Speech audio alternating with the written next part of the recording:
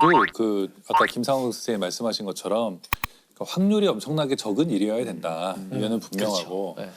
또 하나는 이제 그 사람들의 마음에 어떤 기쁨을 줘야 된다. 확률이 적은 일이라고 해서 사람들이 다 와 기적이야 이러진 않잖아요.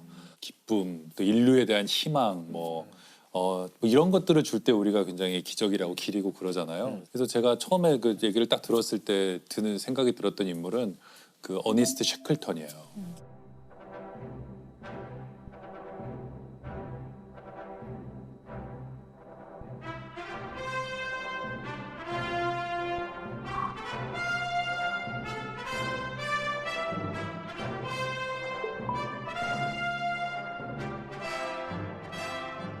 근데 이분은 그 원래 남극을 아주 젊었을 때 갔어요. 28살에 남극을 스콧 그 유명한 스콧 타고 갔거든요. 근데 갔는데 실패하고 돌아왔죠. 근데 이분은 남극에 뭐가 있는지 두 번째로는 이제 스콧 아니라 자기가 자발적으로 또 해가지고 또 자기가 이제 탐험대를 조직해서 남극을 가요. 근데 탐험대를 조직하는 게 그 천문 그거랑 되게 비슷해요. 그 펀딩을 해야 돼요. 사람들이 돈을 막 크라우드 펀딩. 크라우드 펀딩을 해서 막 소액 헌금한 사람도 있고 막 기부도 받고 부자들 만나면서 설득해야 돼요.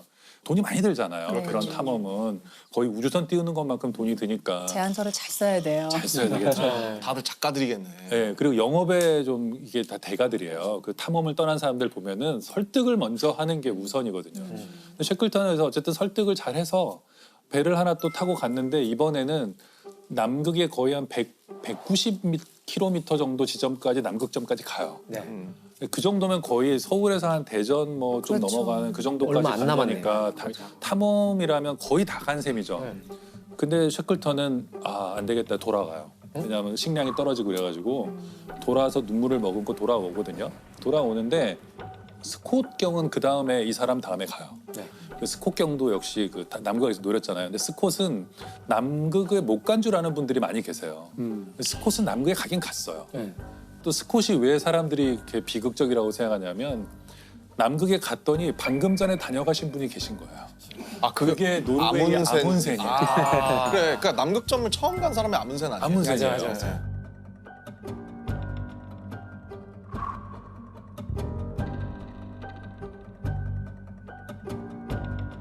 노르웨이한테 지다니 탐험하면 영국인데 그렇게 생각했기 때문에 또 달 탐사를 하듯이 박차를 가해서 그리고 셰클턴은 그래서 뭐 이미 아문센이 정복을 했기 때문에 목표를 이제 또 펀딩을 받아야 되니까 또 가야 되니까. 우리는 횡단을 한다 이렇게 얘기했어요. 횡단. 갔다 가서 오는 게 오는 게 아니고. 아니라 한번 같은 건너버리겠다. 곳, 질러서 그냥 횡단을 하겠다 그리고 원대한 목표를 이제 세웠고 이제 그런 경쟁해야죠. 명분으로 셰클턴이 또 펀딩을 해서 세 번째로 배를 타고 가요. 이 투자자들의 마음은 어땠을지가 대단히 궁금한데요. 이쯤 되면. 투자자들은 성공할 거라고 생각했죠. 셰클턴은 벌써 경험이 풍부하고 가서 살아온 사람이 드물기 때문에 저격이라고 생각했을 거예요. 그래서 공고를 냈는데 5,000명 정도가 가겠다 그래요.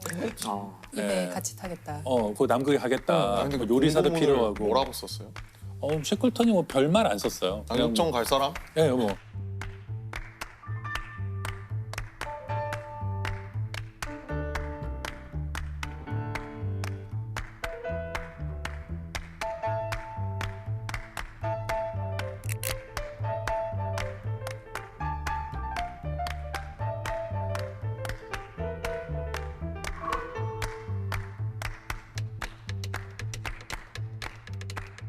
세 번째 탐험을 떠나는데 뭐가 문제였냐면은 그 부빙이라고 하는 거, 그러니까 얼음덩이들이 떠댕기잖아요. 남극까지 가지 못하고 그 어디선가에 거기에 갇혀요. 갇혀가지고 배가. 아, 배가. 그 얼음 사이에 갇혀서 거의 한 10달 정도를 얼음에 갇혀서 있어요. 어디도 못 가고. 도착도 못 하고? 근데 이게 가만히 있는 게 아니에요. 남극점으로부터 점점 멀어져요. 그냥 부빙들이 움직이니까. 그래서 그게 한 1,000km 정도 움직여요. 움직이다가 이게 사진을 갖고 왔는데 와. 이런데 이제 갇힌 거예요. 그래서 처음에는 이 배 위에서 생활을 하다가 10개월 정도 지난 어떤 시점에는 얼음들이 이렇게 조여오면서 배를 부셔버려요. 이 사람들은 결국 배를 버리고 배에서 나오는데 가장 가까운 사람이 살고 있는 전초기지까지 무려 한 1,900km 정도 떨어져 있어요. 200km. 여기서 제가 재봤더니 서울에서 몽골의 울란바토르까지 걸어가면 되는 거예요. 남극의 그 얼음 바다를 뚫고 남극이 되게 크더라고요. 남극 크기가 대륙이죠. 대륙 전체의 10%에 달한대요. 그렇게 큰. 그러니까 중국이랑 인도를 합친 정도라고 그러더라고요. 그렇게 커요? 그러니까 엄청나게 큰 거예요. 그래서 남극점을 못 갔구나 사람들이. 역경에 처했고 거기서 문제가 생겼는데 쉐클턴은 왜 유명해졌냐면 남극을 정복하지 못했어요. 결국엔 또 못 간 거죠. 못했지만 이 사람은 그 순간 자기 일기에 써요. 목표가 바뀌었다. 전원을 살려서 돌아간다.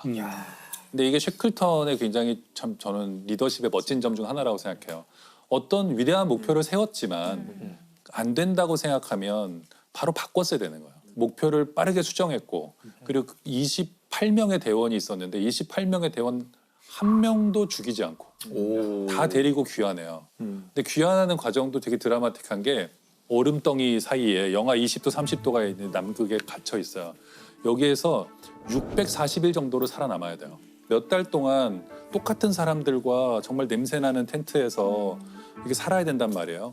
고텍스 뭐 노페이스 이런 거 없고 민족 없고. 울로 된 옷과 이런 것들 갖고 이제 살아남아야 되는데 그 배에서 탈출할 때 보트가 필요할 거 아니에요. 남극을 가든지 구조를 받아야 되니까. 근데 그냥 보트가 작은 보트예요. 한 6m, 7m 되는 보트 3개를 내리고 이걸 끌고 이동해야 돼요. 그 대원들이 20몇 명이 이걸 끌고 캠프에 짐과 이런 걸 가져가야 되거든요. 무거우면 안 되잖아요. 그렇죠. 무거우면 사람들이 지치고 화가 나니까 쉐클턴이 가장 먼저 자기가 이제 늘 갖고 다니던 금으로 된 담뱃갑을 이제 버려요. 케이스를. 케이스, 담배 금으로 된 케이스. 걸. 예, 그냥 뭐 이런 종이 담뱃갑이 아니고 자기한테 중요한 거를 딱 던지는 걸 보자 뭐 저렇게 대장도 저런 걸 버리는데 그래서 갑자기 수북하게 쌓였다 그래요. 자기 거를 다 버리는 게. 버리기 시작해가지고. 분이 저런 것도 버리는데. 예, 예. 우리는. 그래서 최소한의 짐을 갖고 나가라고 하는데 쉐클턴이 벤조 있잖아요. 기타처럼 생긴 그게 6kg 정도 나갔대요. 그 벤조와 관련된 게 그걸 꼭 가져오라 그랬대요. 근데 그게 나중에 큰 역할을 해요. 대원들이 힘들 때 누군가가 연주를 하는 거예요. 사기를 북돋아. 노래 부르고 막그 사진사가 그 카메라 굉장히 크거든요. 그 당시 카메라. 인증샷.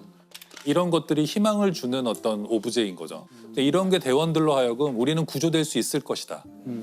이렇게 사진을 열심히 찍는 걸 보면 이건 나중에 돌아가서 쓸 거잖아요. 그렇죠. 그다음에 일기. 모두 대원들이 일기를 써요. 쓰도록. 일기를 쓴 게 많이 남아 있거든요. 일기를 쓴다는 것은 우리가 굉장히 힘든 순간에도 일기를 쓰면 힘이 생기거든요. 그래서 이렇게 모험하는 사람들이 스콧경도 마찬가지 일기를 많이 쓰는데 부빙이 두껍고 안정적으로 보였는데 여름이 다가오면 점점점 부빙이 작아지는 거예요. 작아지고 얇아지고 쪼개지고 그래서 엘리펀트 섬이라는 작은 섬에 이렇게 대원들이 겨우 상륙해요. 막 얼음 쪼개지고 막 이러는데 겨우 상륙하거든요. 근데 거기 28명이 어쨌든 전원이 도착해요.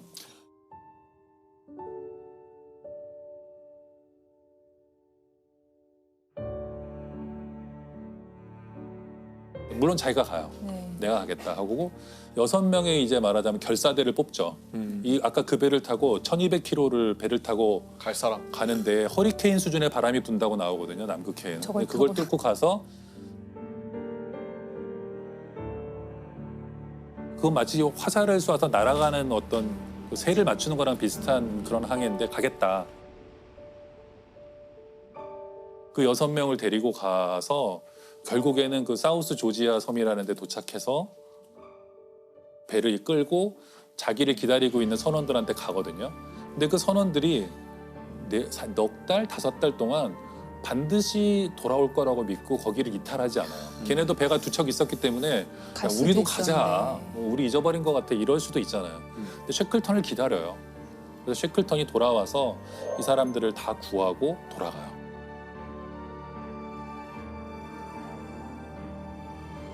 소설로 써도 안 믿을 내용이네요. 예, 예. 너무 비현실적이라고 생각할 정도로 이런 게 이제 기적이죠. 그런 리더십 때문에 쉐클턴이 다시 재평가가 되는 그렇죠. 거겠죠. 그런 면이 있죠. 굉장히 솔선수범하는 면도 좋고 윤리적이었다는 거. 굉장히 그 쉐클턴에 관한 모든 기록들이 깨끗하구나. 굉장히 깨끗하고 언제나 자기보다 이제 대원들의 안전 같은 것들을 이렇게 우선시하는 그런 것은 뭐 분명하고요. 저는 이제 거기에 또 하나가 있다면 대원 하나하나가 다르다는 것을 알고 그 대원 성향을. 하나하나의 성격을 열심히 관찰하고 쟤는 ENFP다. 뭐 그런 식으로 그리고 얘는 약간 좀 불화를 일으킬 것 같다. 좀 잘난 척이 심하다. 자기 텐트에서 재웠어요. 다른 대원들에게 불화를 일으키지 그럴 못하도록. 수 있으니까. 또 얘는 별로 할 게 없네 그러면은 뭐라도 일을 맡겨줘서 할 일을 만들어주고 그냥 무조건 나쁜 사람은 없잖아요. 그렇죠. 상황에 안 맞는 사람도 있는 것이고 지금 당장 뭐가 불만인 것도 있을 것이고 이제 쉐클턴은 그거 하나하나를 다 이제 만족시키거나 아니면 그에 맞는 자리를 주려고 노력했고 또 하나 이제 제가 아까도 잠깐 말씀드렸지만 저는 문화 예술의 중요성 이런 걸 알았던 사람이라고 생각해요. 탐험가로는 벤조, 드물게. 글쓰기. 네, 그리고 네. 놀이. 왜 예술을 언제 했었냐면 사람들이 이거 탐험을 했다 그러면 맨날 이렇게 뭐 끌고 가는 것 같잖아요.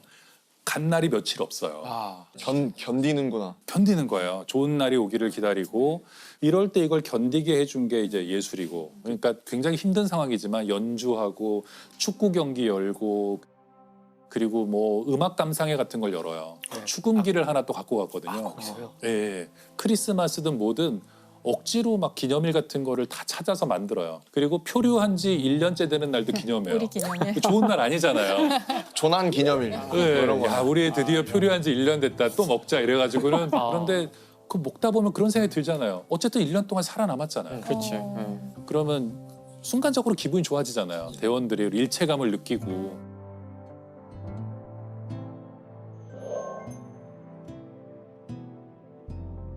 이 사람들이 미치지 않고 서로 싸우지 않고 이럴 때 가장 위험한 게 싸우는 건데 이 비슷한 시기에 캐나다 탐험대가 똑같이 북극 탐험을 가거든요. 네.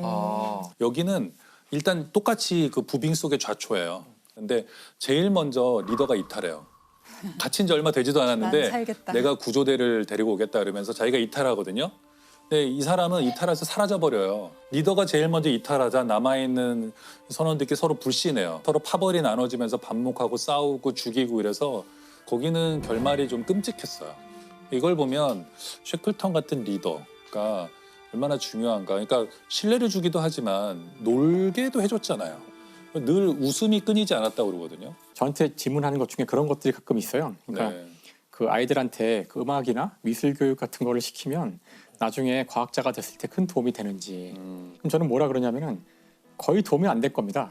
답을 해요 이렇게. 네. 그래서 물론 창의적이라는 점에서는 뭐 공통점이 있을지 모르지만 그 창의성이 추구하는 바가 다르잖아요. 그래서 뭐 어린 시절에 아니면 예술을 즐기게 하고 싶다면은 그것은 이제 과학을 더 잘하기 위해서가 아니라 예술을 하게 되면 아이가 행복해지고 그것에서 기분이 좋아지고 네. 그래서 해야 되는 것이지.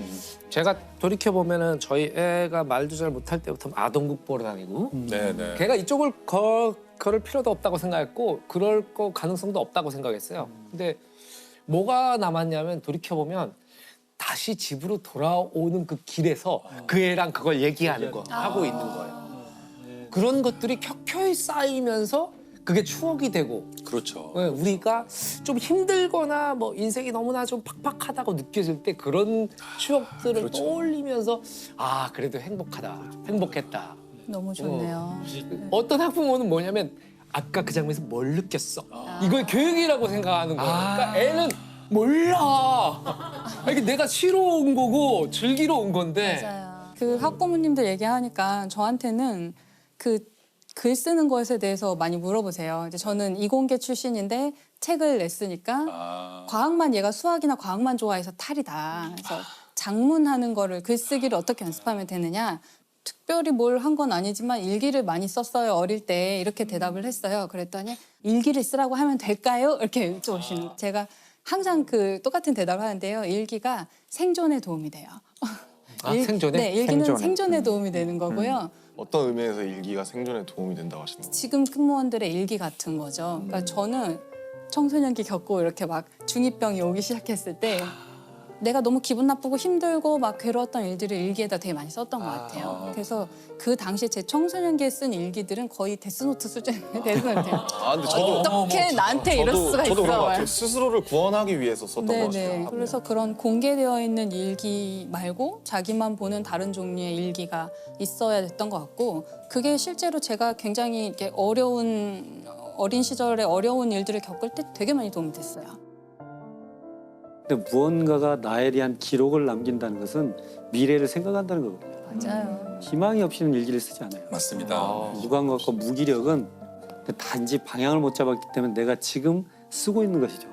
이것은 나에 대한 역사의 기록이기 때문에 이게 나에 대한 애정이 있고 나에 대한 삶의 의지가 있는 거예요. 이거 굉장히 많은 사람에게 희망을 줄 것 같아요. 네. 왜냐하면 굉장히 지금 굉장히 힘들고 우울한 상황에 있는 사람이 만약에 일기는 쓰고 있단 말이에요. 그렇다면은 선생님 말씀을 딱 듣고 나서 내가 아직도 미래를 생각하고 있구나. 그럼. 사실 일기에는 나는 미래는 없어. 나는 끝났어. 이렇게 쓰고는 쓰고 있지만 있지만. 쓰고 있다는 것은 벌써 그럼요. 자기가 미래에 읽을 나를 상정하고 있다는 것이죠. 그렇죠.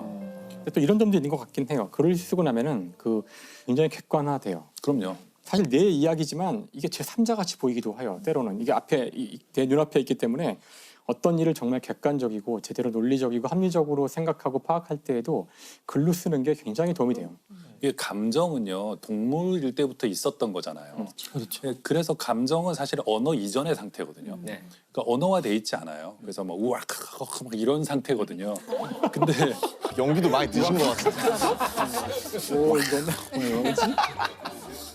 근데 이거를 쓰기 시작하면 왜 그렇게 되냐면 문법이 있어야 돼요. 최소한의 문법은 법칙. 로고스의 세계고 논리의 세계거든요. 주어가 있어야 되고 아무리 정말 격렬한 감정도 쓰는 동안에 문법을 지켜서 하다 보면요 그렇죠. 조금 정제하게 되죠. 정리해 보면 어쨌든 셰클턴의 리더십과 그런 것들이 이제 발휘된 부분이었는데 리더의 덕목 2023년 버전 뭐가 있을까요? 저는 셰클턴 같은 사람이 필요하다고 생각해요. 왜냐하면 앞으로 상당히 몇 년 어려울 것 같아요. 되는 일이 별로 없고 불황이 올 것 같고 세계 경제도 어려울 것 같고 그럴 때 목표를 적절히 수정하고 그것을 구성원들에게 설득하고 견디자. 한 몇 년 견뎌야 될 수도 있다 이렇게 얘기하고 대신에 그걸 견딜 수 있는 여러 가지 즐거움을 제공해주는 노래 리더. 앨범 들어야죠. 그래서 이런 정체기를 견디는 게 해주는 리더십. 저는 사실 또 한 가지 생각해 보면 누구나 자기 자신에게 셰클턴이 되어 주어야 된다고 생각을 해요. 그래서 내가 어려움을 겪었을 때 나를 적재적소에 잘 쓰는 거예요. 나가서 너무 답답하니까 나가서 운동을 하는 게 나한테 도움이 될 수도 있고 앉아서 랩을 쓰든지 노래를 부르든지 하면서 나를 안정시키는 게 지금 최고의 할 일일 수도 있고 지금은 공부를 하는 게 뭐 최고의 할 일일 수도 있잖아요. 그런 누구나 자기 자신의 그 상황에 맞게 자기 자신한테 셰클턴식의 리더가 돼주는 거 너무 중요한 시기일 좋은 것 같아요. 말씀이시네요. 나를 찾아 떠나는 여행. 알쓸인자였네. 다양한 나에게 자리를 마련해주고. 네. 뭐 사실 좋은 리더란 셰클턴 책을 처음 읽을 때 나와요. 그들은 그 부빙에 갇혔다. 이거 뭐 굉장히 위험한 상황이죠. 그들의 행운은 유일한 행운이죠. 셰클턴이 그들의 대장이었다는 것이다. 이런 리더를 만나는 건 정말 운명이 정해줘야 되는 일인 것 같아요. 전원 살려서 돌아간다. 그거 지켰잖아요. 낭만 있다 진짜 멋있다. 멋지다. 최고의 행운 셰클턴. 네. 네. 근데 너무 멋있다. 네. 최고의 영웅은 셰클턴이 대장이었다는 것이다. 네네. 그들에게 행운인 것은 셰클턴이 대장이었다는 것이다. 근데 저는 뭐 아까도 말씀드렸듯이 모든 관공서에 가면 홍길동이 있잖아요. 여러 가지 의문이 있어요. 왜 홍길동은 샘플 이름이 되었나? 정말 궁금해요. 네네. 사실 김 씨나 강 씨 이런 가나다 순으로 하면 네네. 앞에 오지 않을 이름이잖아요. 맨 뒤에 오는 이름인데 근데 좀 체제 저항적인 인물이라서 그런 것도 있고. 공서에 안 맞는데? 쓰기에는 조금 애매할 것 같은데 어떻게 그렇게 정했을까? 일단 좀 찰지지 않나요? 홍길동? 길동. 이름이 좀 찰진 것 같아요 저는. 뭔가 질감이. 근데 홍길동이라는 이름이 쓰여 있을 때 아무도 거기에서 상처받는 사람이 없는 거죠. 너의 이름 대신에 썼을 때 기분 나쁜 이름이 있을 수도 있고 그렇지 그렇지. 뭐야 이 사람이 뭔데 여기 이름이 써 있나 뭐 이럴 수도 있는데 홍길동은 한국인들이 약간 사랑해야 돼요. 네. 사랑하는 캐릭터여야지만 호불호라는 게 존재하지 않아요. 존재하지 않는 굉장히 너는 정실 부인의 자식이 아닌 첩의 자식. 두 번 다시 나를 아버지라 불러서는 아니 되느니라. 한마디로 말하면 정의의 도덕이라고 할 수 있지.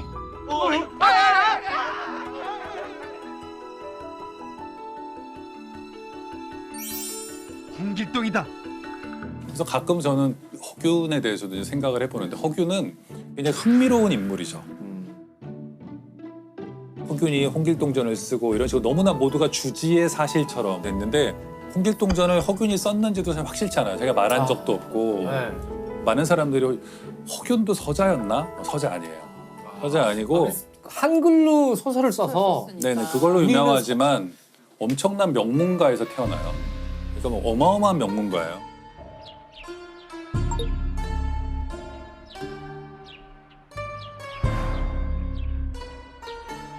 허균은 아버지가 이제 동인이라고 해서 옛날에 뭐 동인, 서인, 남인 거기에 영수 정도 급이고 형도 큰형도 판서까지 해요. 판서까지 하고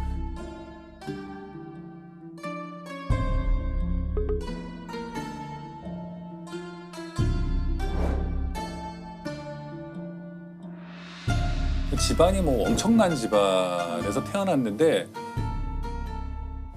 아버지가 글 선생을 붙여주는데 서를 붙여줘요. 서자를. 서자를 붙여주는데 사람이 저렇게 똑똑한데 세상에 나아가지 못하고 있다라는 것에 대해서 막 최초의 어떤 충격 같은 게 깨달음이 있었을 것 같고요. 그래서 어렸을 때부터 서얼들하고 친하고 이건 뭐 별로 바람직하진 않지만 기생들하고 친하고 천한 사람들하고 친해요. 천민 출신의 무슨 시인하고도 친하고 그 당시는 불교가 천대받는데 스님들하고 친해서 우리가 잘 아는 사명대사 뭐 이런 분들하고 굉장히 막역한 친구예요. 사명대사랑 막역한 사이. 예. 그래서 그러니까 뭐 불교계랑 친하다는 것도 나중에는 굉장히 탄핵을 받는 요소가 돼요. 그렇겠네요. 누가의 사람이 굉장히 똑똑해서 벼슬길에 나아가기는 하는데 올바로 행동하질 않아요. 성격에 문제가 많아요. 그러니까 받은 그 벼슬이 황해도 도사인데 도사. 이게 감찰하고 막 이러는 사람인데 행동을 바르게 해야 되잖아요. 갈 때 이미 서울에서 기생들을 데려다가 맨날 놀고 친구들 불러다가 놀고 서자들 불러다 놀고 그래가지고 얼마 안 돼서 파직당하고 또 모항은 파직당하고 모항 파직당하고 하는데 허균이 기사회생하게 되는 계기가 있는데 그게 중국 사신들이 오면 허균을 보낼 수밖에 없어요. 왜요? 허균이 그 당시에는 중국 사신들이 그 문인들을 많이 보냈어요. 뭐 시인이라던가 유명한 문인들을 조선의 사신으로 보냈는데 허균이 갔다 하면은 뭐 난리가 나는 거야. 사신들이 너무 좋아서. 좋아하니까. 야 이런 인물이 있어. 이렇게 시를 잘 써. 그리고 시를 다 외우는 거야. 조선에 뭐 시 좋은 거 있냐 했더니 뭐 외워서 다 써주는 거야. 몇백 편을. 대단한데 이래가지고는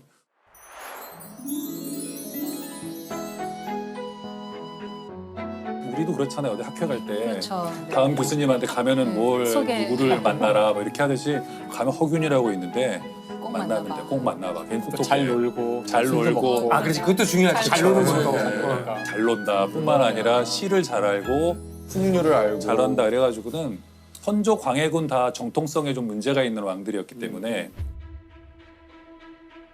중국이 굉장히 중요했고 뭐 그래서 허균이 이제 쳐낼 수가 없는 거예요 왕들이. 근데 허균이 좀 특이한 게 있는데요. 광해군이 이제 좀 서자 출신이잖아요. 네. 그 자신이. 그래서 그 영창대군과 임목대비가 이제 굉장히 신경이 쓰였단 말이에요. 적통이 저쪽에 있으니까. 그랬는데 허균이 사신으로 중국에 보냈더니 허균이 어떤 보고를 보내냐면요. 선조와 광해군을 막 욕하는 책들이 팔리고 있더라. 자기가 그걸 긴급 입수해서 자기가 조치를 했다. 이것들을 없애도록 했는데 그래서 이걸 했다 했더니 광해군이 너무 좋아해요. 정통성이 이렇게 취약한데 게시판에 뭔가 불리한 그렇죠. 글이 중국 게시판에 이렇게 실리고 있는 것을 악성 댓글을 삭제해주고. 악성 댓글과 이런 그걸 삭제하고 근데 조선왕조실록에 보면은 왕이 속았다 이런 식으로 이제 사관은 적어놔요. 왕은 못 보죠 그거를 적어놓는데 사관들은 짐작을 하고 있었던 거예요. 그거를 허균이 만든 책이에요. 자기가 가짜 뉴스를 만든 거죠. 가짜 책을 만든 다음 그거를 사들여서 파기한 것처럼 했다고 조선왕조실록에 사관이 적고 있어요.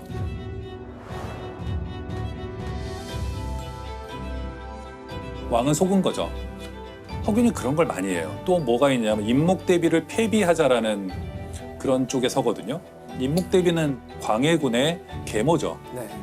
그래도 엄마인데 어머니인데 어떻게 폐비이죠. 폐하냐. 그때는 여론 형성에 상소가 중요하잖아요. 네. 그래갖고 자기 집에 일종의 댓글 부대를 만들어요. 여론 형성을 막 하거든요.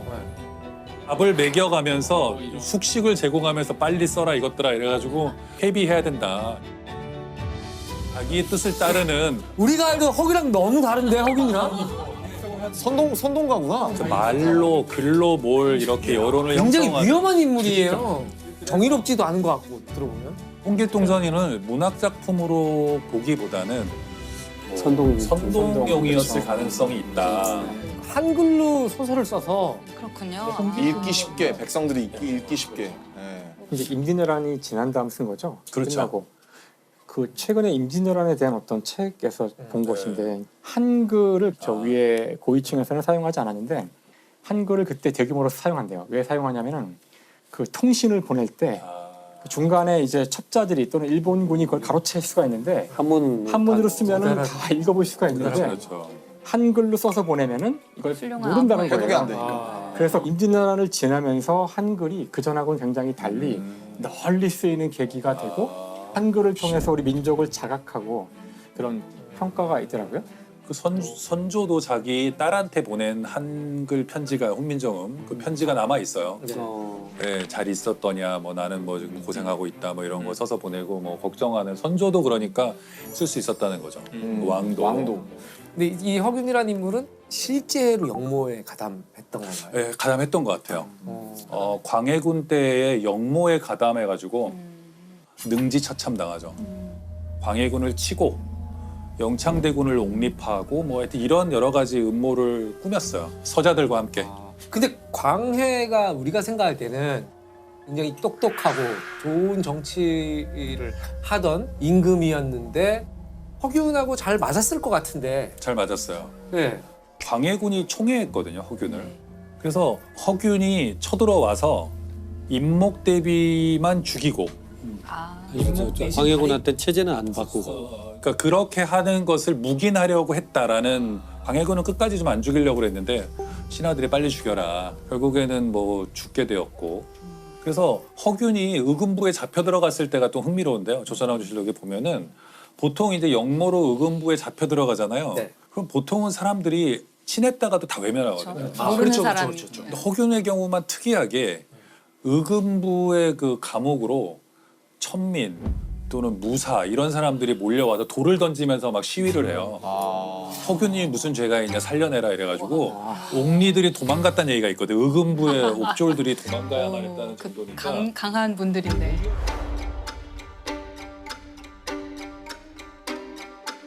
와 그러면 타고난 카리스마랑 그 매력이 대중적으로 엄청났나 인기가 보다. 꽤 있었던 것 같아요. 스타네요, 스타. 그렇죠.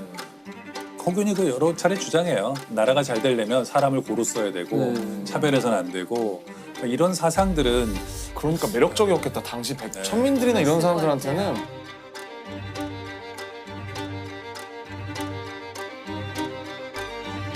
그러면은 그 허균 보면 이제 되게 입체적인 인물인데 어떤 시야에서 그리냐 그거는 이제 사실 어떤 감독이나 작가의 마음이니까. 네네. 뭔가 첫 장면이나 뭐 첫 대사가 어떤 게 될 것 같으세요? 마음이니까. 시작한다면 아무래도 집에 있다가 이렇게 영모로 발각돼서. 발각돼서 잡혀가는 장면 아니면 뭐 죽기 직전의 장면 죽기 직전에 할 말이 있다고 외치다가 죽었대요. 나도 할 말을 못 있다. 하고요.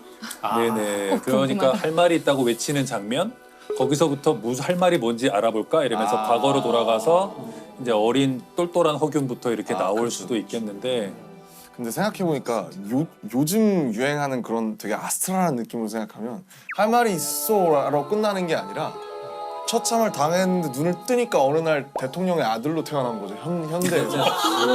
갑자기 네. 웹툰으로 갑자기 이세계인가? 이러면서 이렇게 장르가 갑자기 바뀌게 될 줄. 갑자기 근데 그 소설가 김용하로서가 아니고 영화 감독 김용하로서. 네네. 자 그럼 캐스팅을 해야 되잖아요. 오. 자 어떤 배우를 캐스팅하실 건가요? 이 허균 역할, 이 변화무쌍하고 자유로운 영혼의 소유자. 진짜 어렵다. 갑자기 톰 크루즈. 톰 크루즈 할 말이 있어. 이러면서 한미 합작으로 역사에 남긴 하겠네요. 홍길동이 백인이었을 수도 있잖아요. 아니, 먼저 우리말을 배우고 그렇죠, 그렇죠. 농담입니다. 어떤 배우를? 글쎄요. 뭐 자꾸 톰 크루즈 생각만 지워지지 않네. 영화로 만든다면 두 사람을 넣었으면 좋겠어요. 그러니까 어린 허균에게 홍길동이란 친구가 있는 거죠. 실존 비밀의 인물인가요? 친구. 그런데 이 둘이 자라나요. 국제적인 경험을 쌓고 있는 거예요. 홍길동은 돌아다니면서 도적질도 좀 하고 해적도 되고 이러면서 와요. 어느 시점이 돼서 허균은 이제 죽죠. 네. 죽으면 홍길동이 허균의 역할을 대신하기 시작하는 거예요. 얼굴도 비슷해야 되겠죠. 처음부터 왕자와 거지처럼. 그 허균이라는 인물이 굉장히 혼란스러운 인물이었거든요. 네, 캐릭터에 일관성이 없어요. 맞아요. 한마디로. 맞아요. 네. 두 명이었으면 그렇죠. 그래서 좀 더 납득이 가는. 두 명이다. 이런 면도 있고 저런 면도 진짜 있고. 허균은 놀기 좋아하고 기생하고 맨날 놀고. 네, 그리고 뭐, 새로운 것들에 호기심이나 탐구는 강했으나 비전을 국가관이라든지 갖는다거나. 그런 것들은 없었는데 그 양반이라는 신분을 획득하지 못한 허균의 친구가 네. 허균을 통해서 그 꿈을 실현하려고 그러니까 마지막에 이제 허균이든 홍길동이든 간에 능지처참당할 때 멀리서 누가 이제 지붕 위에서 웃고 있는 거죠. 근데 허균인지 홍길동인지 모르고. 누가 누군지는 모르죠. 근데 제가 홍길동전을 저희 다 어렸을 때 이거 아마 내용을 까먹으셨을 수도 있을 것 같아요. 네네. 홍길동전은 홍길동이 그냥 마냥 정의롭기만 한 그런 인물이었나요? 홍길동이 이제 처음에 뭐 자기 아비라 부르지 못하고 네. 막 서장에서 네, 서론 그 받고 유명한 뭐 거. 이런 얘기는 다 아시잖아요. 네. 근데 거기까지가 이제 재밌는 부분이고요. 근데 어이없는 부분도 많아요. 그 왕이 그 아버지를 설득해요. 네 아들이 지금 난리를 치고 있는데 좀 설득을 잘 해봐라. 뭐 그래가지고는 병조 판서직을 왕이 내려요. 홍길동한테. 홍길동한테. 그래서 홍길동이 도적을 막 하다가 왕이 병조 판서를 준다 그러니까 감사합니다. 그래서 읽다 보면 사실 어이없어요. 그랬다가 또 나중에는 울도고, 그러니까 오키나와죠. 오키나와 가서 이상 국가를 세우고 이렇게 있다가 아버지가 돌아가세요. 그런데 또 아버지 돌아가셨다고 와서 3년상 치르고 막 그래요. 또 갑자기 전통에 갑자기 또 따르는 충효의 사상을 버리지 못한 영웅이에요. 허균처럼 정말 엄청 혼란스러운. 네. 시대의 한계죠. 네. 그런 것도 있지 않나요? 저는 갑자기 드는 생각인데 그 여러 버전이 존재하지 않을까. 그래서 어떻게 보면 그 뒤에 누가 또 살을 또 계속 붙이고 첨가하고 누가 또 첨가하고 붙이고 구점되면서. 버전이 계속 이어져 가고 이렇게 끝나지 않는. 굉장히 설득력인데 네. 왜냐하면 홍길동의 판본이 엄청 많거든요. 그럴 것 같네요. 진짜 제일 설득력 있는 거예요. 독자층을 넓혀야 되기 때문에. 그러니까 그러다 보면 굉장히 써야 되기 때문에. 길을 잃은 분열적 작품이 나올 수밖에 없었다. 그렇죠. 그 김연아 작가님 평소에 조선왕조실록을 보시는 걸 좋아하신다던데. 상여 그런 것도 조선왕조실록에 기록돼 있어요. 조선왕조실록에 사관이 적고 있어요. 조선왕조실록에서 조선왕조실록에 보면은 보통 이제 역모로 의금부에 잡혀 들어가잖아요. 아 여러분도 다 보시지 않나요? 선생님 많이 보시죠? 저는 가끔 아, 봅니다. 진짜요? 네, 네. 왜냐하면 조선왕조실록에 한 항목으로 이렇게 키워드로 천문 이렇게 있어요. 그것 때문에 항상 일이랑 들어가는 관련된. 네, 저는 그런 고천문을 전공하고 있지는 않지만 재밌는 기록이 있어서 고천문이라는 분야가 있어요? 네, 공미술 고천문학이라는 같은 거구나. 분야가 따로 있어요. 조선왕조실록이 다 공개가 돼 있잖아요. 온라인에서 누구나 검색을 할 수 있기 때문에 가끔 들여다보면 굉장히 재밌는 기록이 있고 그 조선왕조실록 이렇게 보시는 거예요. 되게 재밌어요. 여러분 들어가서 보시면 일단 지금은 구글에 조선왕조실록 이렇게 하면은 바로 이제 그 서비스로 홈페이지가, 들어가요. 있어요. 그리고는 그냥 뭐 코끼리 그렇죠. 이런 식으로 관련된 게 다 떠요. 검색이 너무 잘 돼요. 선생님 같은 경우 뭐 검역에도 검시 검시 관련한 것들 그 단어를 몇 개 넣으면 문제가 됐던 이런 사안들 재밌겠다. 이거 좀 괜찮은 것 같아요. 그러니까 이거 집에서 뭐야? 나 조선왕조실록 좀 보고 싶다. 그러면 약간 아니 그 약간 있어 보여. 그러니까 많이 있어 보이는데. 심지어 워낙 자세하게 쓰여 있기 때문에 전에 어떤 것도 봤냐면은 그 신윤복의 월하정인 네. 그렇죠. 야심한 밤에 남녀가 만나는 그림이 있는데 풍속화 같은. 거기 달이 하나 떠 있고 그 달이 이제 초승달 같은 건데 잘 아시겠지만 그 초승달의 모양이 우리나라는 그 방향이 정해져 있거든요.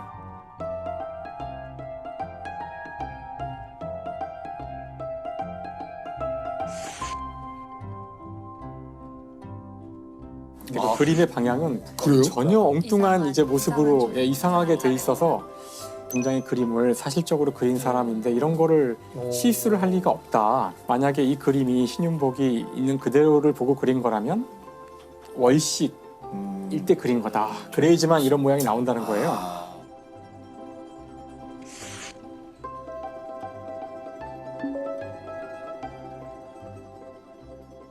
그러고 나면은 이제 그때 월식이 언제 있었는지 알잖아요. 그렇죠. 네. 월식 착착착착 찾으니까 몇 개로 딱 좁혀지고 이 가운데 날씨에 대해서 써 있어요.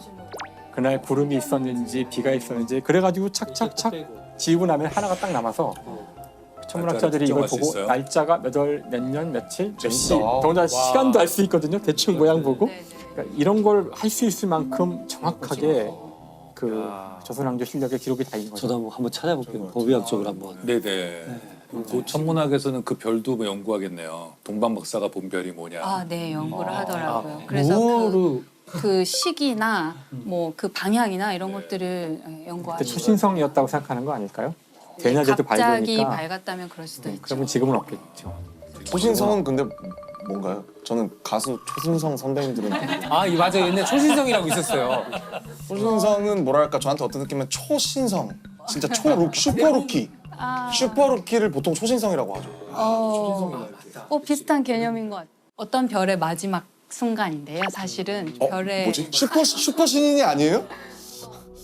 그게 관점에 따라 달라요. 밤하늘에서 갑자기 밝은 별이 나타나는 거예요. 어떤 별은 마지막 순간에 아주 장렬히 폭발하면서 자기가 안에 갖고 있는 모든 연료를 다 태운 그 결과물을 흩 뿌리면서 죽어갔거든요. 그 마지막 순간에 엄청난 폭발이 일어나는 걸 우리가 아주 멀리서 나중에 보니까 보는 거구나. 네, 아주 희미하거나 보이지 않았던 별이 갑자기 밝아지는 것처럼 보이는 거죠. 그게 우리한테는 네, 갑자기 별이 초신성이에요. 나타난 것처럼 보이는 거죠. 그렇죠, 그렇죠. 없었으니까 슈퍼루키죠. 아, 그냥 갑자기 어느 날 마른 하늘에 날벼락처럼 이런 갑자기 거구나. 그렇죠, 그렇죠. 여기 또 허균에서 시작해서 뭐 홍길동전 갔다가 초신성으로 갔다가 뭐 아, 그러면은 그 허균으로 돌아가서 그 허균 영화를 내비게이션 좀 갖다 놔. 여기 자꾸 길을 잃어. 아니 내비게이션 처음 나왔을 때 몇백만 원씩 했어요 차에. 그래요? 내비가 몇 분간 했다고요? 그럼요. 그 처음에 있잖아요. 그 처음에 이제 옛날 뉴스를 보면 그런 게 있었어요. 그래서 그 홍길동 그 허균 영화를 자, 이제 다시 이제 홍길동 맞죠? 미스터 왜 내비게이션 얘기를 하고 있지 미스터 우리가? 홍. 네. 허균을 보내봅시다. 그래서 허균 영화를 결국에 어떤 분들에게 추천하면 좋을까요? 많이 봤으면 좋겠네요. 철저한 상업 영화로. 지분이 많으신가 봐요. 아니 그게 아니라 뭐 인간의 어떤 다양한 이 레이어 성격에 이런 것들 알고자 하시는 분들이 보면 좋겠지만 많지는 않을 것 같아요. 근데 대부분 사람들은 허균 하면은 홍길동 전을 네. 떠올리기 때문에 네. 이 영화 속에서 홍길동 전이라는 것이 어떤 식으로 보여지는지가 되게 중요할 것 같아요. 그러니까 이것들을 어떻게 우리가 아는 홍길동을 어떻게 깨버릴 것인가. 그렇죠. 마블이나 이런 것처럼 조선의 이 슈퍼히어로 시리즈물로 만들어갈 수 있어요. 그래서 홍길동이 전우치도 만나고 임꺽정 나오고 어벤져스 같은 정도 거. 알고 보니까 슈퍼히어로인 거죠. 총집합. 임꺽정. 이순신도 사실 죽지 않았고 네, 죽지 않은 거죠. 슈퍼히어로인 거죠. 그래서 그런 슈퍼히어로들끼리 만나서 나중에 어벤져스로 왔다 갔다 하고.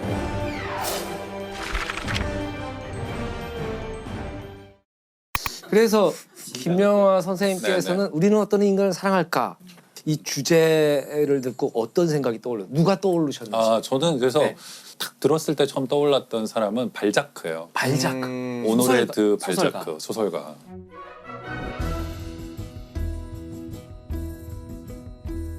발자크가 프랑스의 이제 19세기의 작가인데 네. 일단 엄청난 작업량. 몇백 권이 있지 않나요? 이분의 예, 저서가. 그 장편만 76권. 와 근데 이거는 발자크라는 이름으로 쓴 것만 그렇고 그러고서는 이제 자기가 이제 가명으로 연애 소설도 쓰고 뭐도 쓰고 뭐 법전도 쓰고 온갖 걸 써서 그냥 희곡도 또 많이 썼고 아, 희곡도 단편도 많이 썼고 우리가 그냥 어떤 작가를 봐도 현대 어떤 작가를 봐도 그 정도의 작업량을 가진 작가가 없고 이 오노레드 발자크는 그 슈테판 스바이크라는 오스트리아의 작가 독일 문학 작가죠. 그러니까 너무나 훌륭한 평전을 하나 썼어요. 평전계의 거의 뭐라고 해야 될까 지존이라고 할 수 있는 책이에요. 네. 전 평전을 좀 좋아해요. 어떤 사람의 일생이 예, 막 예, 이렇게 예, 있고 일대기. 뭐. 저는 모든 사람이 자기 하나의 인생을 자기 인생도 이야기로 이해한다고 생각해요. 그러니까 출생이 있고 뭐 시련이 있고 지금 여기까지 졸업자가 있고 적대자도 있고 근데 다 극복하고 여기까지 왔다. 뭐 이런 서사를 갖고 있다고 생각하는데 평전이 그걸 잘 보여주잖아요. 네. 근데 발자크 평전 굉장히 재밌어요. 여러분 꼭 제가 권하고 싶고. 예. 근데 이 발자크는 어떤 면에서 좀 사랑스럽냐면은 문제가 너무 많아요. 약간 탕화인가요? 아니요. 그 탕화인 면도 있지만 일단 태어나잖아요. 좀 귀족 집안은 아니지만 꽤 잘 사는 중산층 집안에서 태어나는데 태어나자마자 애를 유모한테 보내요. 근데 그 당시 문화인 거예요. 루소도 그랬잖아요. 예, 애 키우기가 힘들거든요. 그러니까 동네에 좀 이렇게 가난한 지금은 이런 비슷한 분이 시기에 계시는 출산한 그 여성에게 보내서 그러면 이제 저녁에 데려오는 게 아니에요. 7살 뭐 이럴 때까지 그냥 거기서 키워요. 애를 낳고는 안 봐요. 7살, 그러니까 엄마를 못 봐요. 엄마 아빠를 7살까지 못 보고 유모네 집에서 이렇게 자라거든요. 그러다가 이제 7살 때니까 이제 엄마한테 오는데 오자마자 기숙학교로 또 보내요. 기숙학교라는 데가 가면 막 춥고 막 맨날 애들한테 그렇겠죠. 맞고 막 이런 데잖아요. 험하게 크셨구나. 네. 부모의 사랑을 받지 못하고 거의 못 받았어요. 그때부터 우리는 이 사람을 사랑하기 시작해요. 그 연민을 불러야 영화 주인공이네요. 이 사람이 해리포터가 부잣집 아들이면 사랑하겠어요. 친척집 계단에서 계단 밑에서 살고 있으니까 벌써 우리가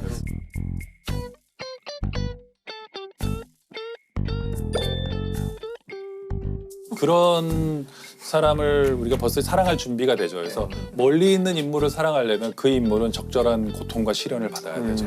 발자크가 이제 그걸 충족하고 있고, 근데 이 사람은 또 너무나 많은 에너지를 갖고 있어요. 그런 데서 자랐지만 아이디어가 되게 많은 거예요. 아, 이거 신문사를 차리면 잘 되겠는데? 신문사를 차려요. 아 그래요. 망해요. 망해요.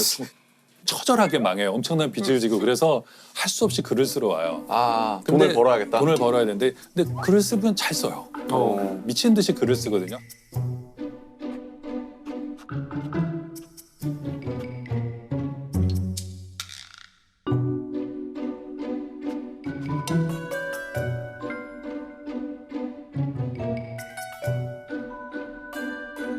자기는 그 당시에 문학 권력자들로부터 거의 인정을 받지 못해요. 네. 맨날 비웃음의 대상, 뭐 만평의 대상, 웃기는 사람으로만 그려지거든요.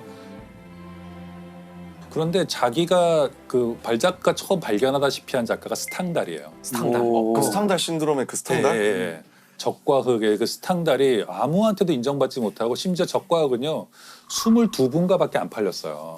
두부에 근데 그걸 발자크가 봐요. 발자크가 아무도 인정하지 않는 스탕달에게 문학계든 어디든 그 쉽지 않거든요. 네. 이건 정말 대단한 작품이 나타나다. 자기 신문에 막 자기가 글 써주고 추천하고 스탕달이 정말 너무 놀래요. 네.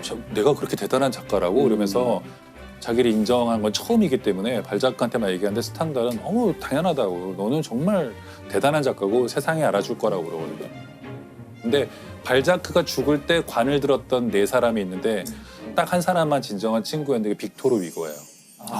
빅토르 위고만이 또 발자크를 알아봐요. 그지만 이미 너무 늦게 알아보고 발자크는 이제 죽게 됐고 그래서 빅토르 위고가 발자크의 조문을 써요. 근데 명문이에요, 그게.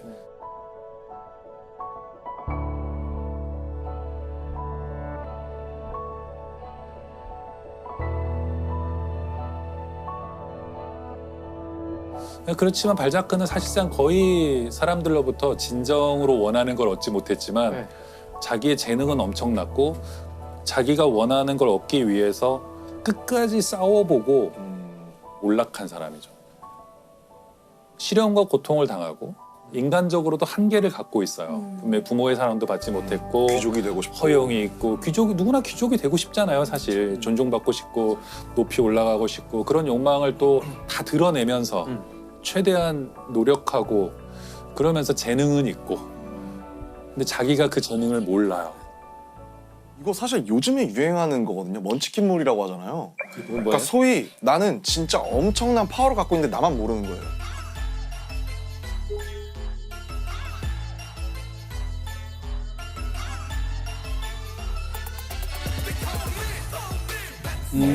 그래서 뭐 예를 들면 뭐 힘을 숨긴 힘이 아주 약한 학생이라든지 실제로 스파이더맨처럼. 엄청 센 건데 아니면 막 출신이 엄청난 막 그건데 예. 나 빼고 사람들은 다 알지만 나는 모르고 막 그 옛날에도 있으세요. 그러니까- 순정만화 보면은 자기가 멋있는지 몰라. 그렇죠 그런 거죠. 근데 왜 이렇게 해요? 그렇지. 모르지. 해본 적이 없어가지고. 감독님이 제일 멋있다고 생각하는 그 포즈가 제일 멋있는 포즈. 그 발자크는 거기 그런 표현이 나와요. 그냥 스테판 츠바이크 책에 보면 저기 그냥 바 주인으로 이렇게 앞치마를 걸치고 있어도 어울렸고 얼굴이 뭘 해도. 푸죽간 주인에도 어울리고 농부여도 어울리고 단 하나 어울리지 않는 게 있었으니 작가다. 너무 우스꽝스러운 거예요 작가로서는. 발자크가 이런 돈 문제 같은 거를 처음 쓰기 시작했는데 작가 중에 존 얘기 사실 쓰기 쉽지가 않거든요. 돈. 돈을 잃고 빌리고 뭐 돈 내주고 막 이런 거 작가들이 이상하게 그 얘기를 쓰기 싫어하는데 근데 그걸 쓰면 사실 독자들은 굉장히 몰입해요. 현실감 있잖아요. 돈 때문에 늘 고통받고 있거든요. 우리가 뭐 사실주의라는 어떤 사조를 얘기할 때 발자크로 시작하는 거예요. 그 전에는 막 궁정 귀족이 로맨틱하게 뭐 사랑을 고백하고 막 이러고 있던 발자크는 자 이제 계산을 해보자. 상속녀를 만나면 1년에 얼마를 벌고 얼마를 대고 그다음에 여기서 이런 사업을 하고 그래서 발자크는 나중에 죽고 나서야 사람들이 가치를 알게 됐는데 자기는 귀족이 되고자 했지만 프랑스의 평범한 시민들의 모습을 그렇게 잘 그려준 사람이 없어요. 그러니까 장사꾼, 하숙집 아저씨, 푸죽간 주인, 뭐 군인, 뭐 그 야망이 뭐였냐면 나는 프랑스에 존재하는 모든 인간을 다 그리겠다. 그 프로젝트가 인간 희극이에요.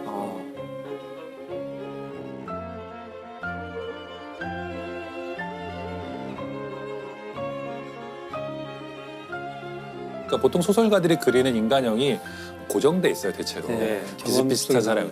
영화도 그러면 조폭이 뭐 많이 나온다던가 뭐 스파이가 많이 나온다던가 이런 흐름이 있잖아요. 근데 발자크는 아무도 안 하는 일을 한 거예요.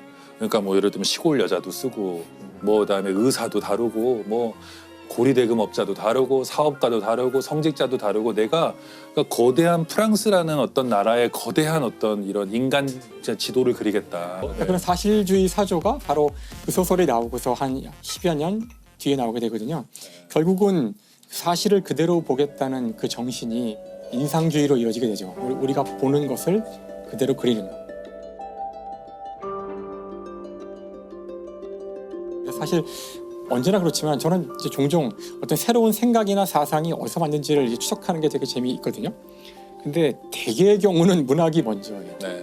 언제나 문학이 먼저 새로운 생각들을 해내고 미술이나 음악이 제일 느린 것 같고 음악이 좀 느려요. 느리고 미술이 오고 과학은 저 뒤에 가장 뒤에 나오는데 그래서 이 경우도 아마 발자크가 가장 사실적인 이야기를 처음 했던 사람이 아닌가. 저는 발자크를 그렇게 알았어요. 로댕이 힘들게 완성했던. 근데 그 당시에 그 프랑스의 도시에 로댕이 그 발자크의 동상을 만들어 달라는 시민들의 요구를 받고 발자크의 동상을 만들었는데 굉장히 약간 뭐라고 할까 좀 추레한 모습으로 만들었다고 하더라고요. 약간 이렇게 막 덥수룩하고 되게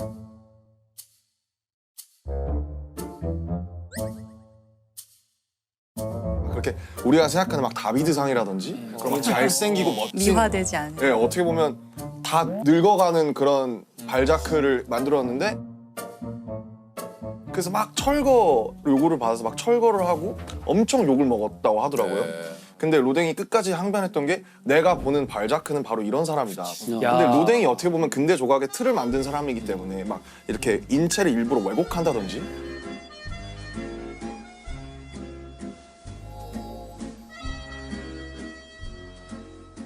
옛날 위인들의 동상은 보면 이렇게 멋있게 그리고 세밀하고 이렇게 다 책을 들고 보통 작가면은 근데 그 발자크상 이렇게 보면은 뒤에 이렇게 디테일들이 다 그냥 잘려 있어요. 깎여 있죠. 그래서 사람들이 여기 하다 만 거 아니냐 이거. 근데 잔금을 안 받았냐. 발자크에 근데 지금 발자크는 다 이렇게 하고 마치 세상 전체와 맞서는 듯한 거만한 그런 그 남준 씨가 얘기한 것처럼 로댕은 이제 발자크의 정신만 표현하면 된다고 생각했던 거죠. 그게 사실 현대 미술의 시작인 거죠. 그게 인상주의인 거고. 맞아요. 굉장히 그런 시도를 많이 했던 선구자니까 아마 선구자가 선구자를 알아본 게 아닌가. 사실. 근데 발자크는 아마 살아 있었다면 굉장히 저는 좋아했을 거라고 생각해요. 그 조가. 그랬을 것 같아요. 지금도 보면 너무 멋있잖아요.